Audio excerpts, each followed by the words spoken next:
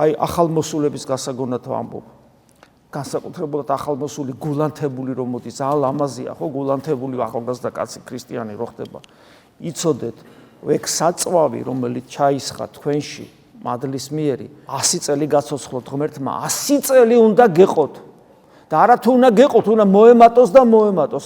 ღმერთი რო დაინახავს, რომ გომხურვალეთ იწყებ ცხოვრებას და ეს არა მარტო მადლისმიერ საწვავი რო ჩაგისხა, არამედ შენი არჩევანიც გახდა, მე ამ საწვავს შემოგიმატებს და შემოგიმატ. სამწუხაროდ ძალიან ბევრ ადამიანს ალბათ 50%-ზე მეტნი არიან ესეთი ადამიანები, რომ მოდიან ეს საწვავი რო უთავდებათ, თავიანთ მოშურნეობას არ ავლენენ და ღმერთი ახალ საწვავს აღარ აძლევს.